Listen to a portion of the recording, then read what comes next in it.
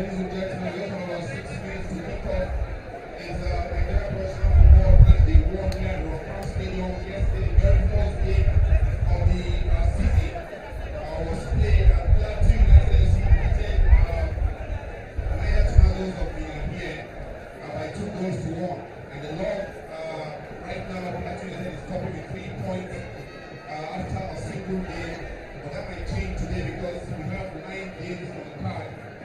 Coming across the country, various centers in the country, and 2 other sides are coming to the league for the sub-bench. We have just number 12, Uche Okafor, number 7, Odeke Adabuchi, number 24, John Adada, number 17, Godfrey of players, we have them.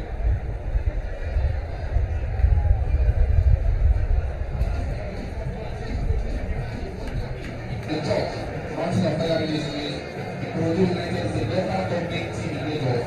And ladies and gentlemen, this is the commencement of the first 45 minutes here at Rockland Stadium. And the technical advisor is former partner manager, Nico Dobre.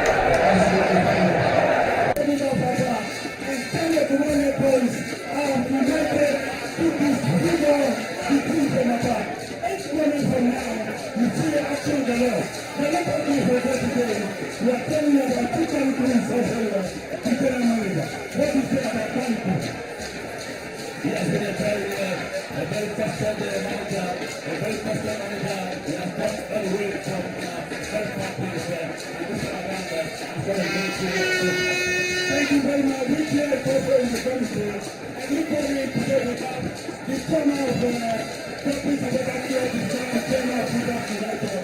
We are also the former turnout three things that get to together to give us hope and respect of the ground for the good thing of the region's community. Yes, I believe that's a very important community.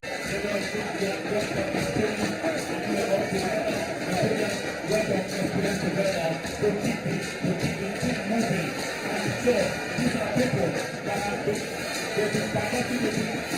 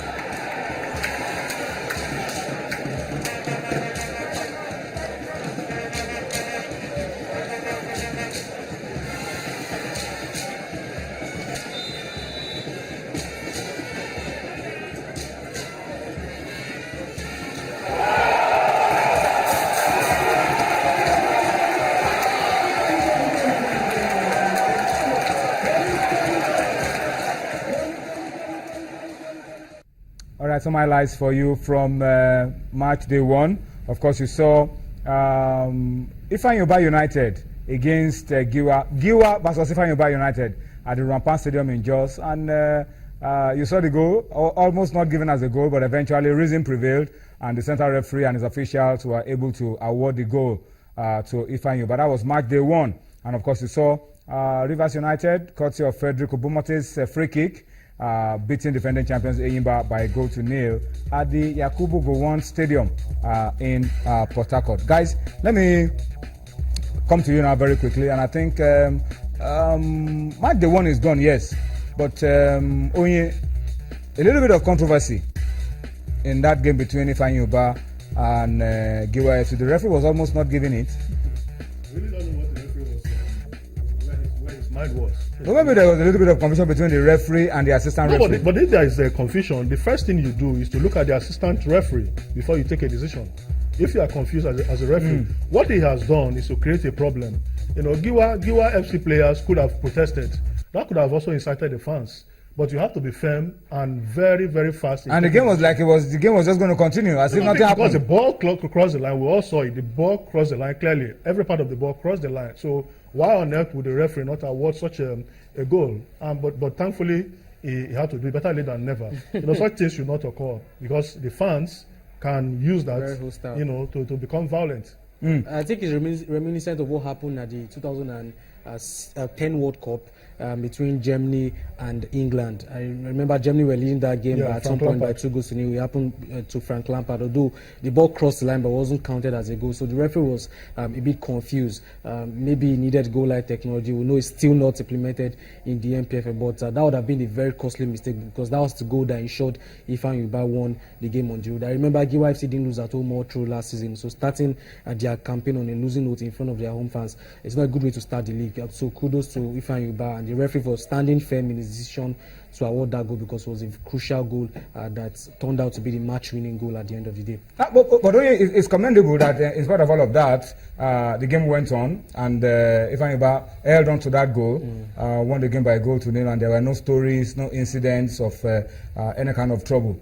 at the end of the game. But this is at the same time urging our referees to be firm and to do whatever they need to do in the spirit of fair play, and to be conscious of the fact that whatever they do is contributing directly to the development of the game in Nigeria. Totally agree with you, Tony. And that's why in some countries the communication gadgets is always on between the referee. I don't know if it's the build up to the goal again. Long ball. There were no doubt about that. Yeah, and it was an own goal. Own goal by a Giwa defender. And an own goal. Even the keeper had already given up. And the referee was like the game was going to continue. No, but as Julian said, it's good. I don't like this. The fact that we had to have a little bit, get the players together and a little bit of confusion around it. It was clean goal, no arguments about the goal. It was an own goal, and so there shouldn't have been any need for anybody to put a little bit of drama or. I think the referee, they are just like the goalkeepers. Their reflexes got to be very sharp. Their memory is very quick. You know when you are officiating a game of this magnitude. And so, what was this consultation about?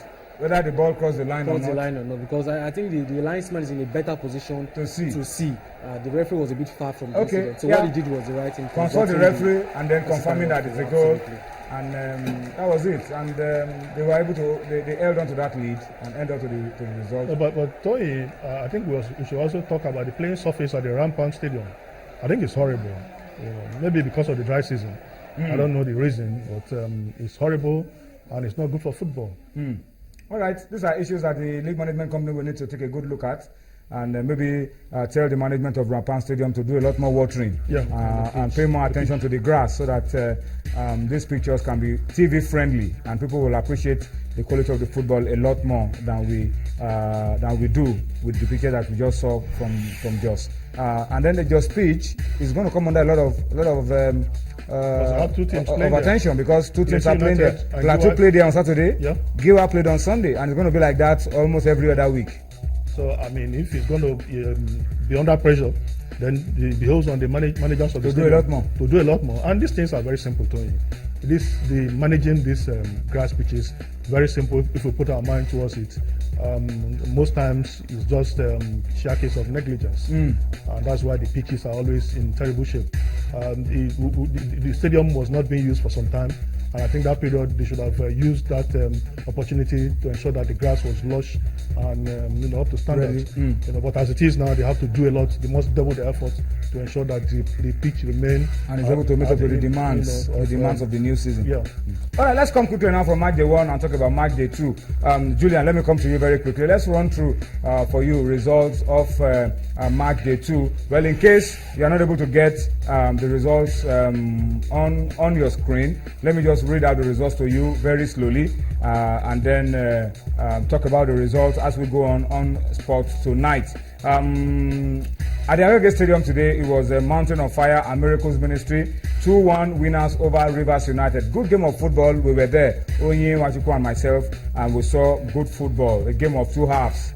MFM were 2-0 up in the first half, and Dolphins, I beg your pardon, Rivers Angels came back, were almost staging a comeback, scored an equalizer and took control of the game and could even have scored an equalizer in that one. Lobby Stars and Sunshine Stars, Battle of the Stars, 2-1 it ended in favor of the home team. Lobby winning that one by 2-1. Abia Warriors against Ekanemi Warriors, the Battle of the Warriors, 2-1 in favor of the home team. Abia Warriors in that one. Chisom Chikatara, Super Eagles player, Kolanot boy, among the goals for Abia Warriors in that one. The game in Bauchi between Wiki Torres of Bauchi and Heartland ended goalless. We'll talk about that game later on, but it ended goalless, and the good news is at the end of the game, there were no stories of molestation or harassment or intimidation by the fans. Warri Wolves, we'll talk about it also later on, needed a 90th minute goal from Kelvin Itoya to beat Kano Pillars 1-0 in Warri. Rangers came from a goal down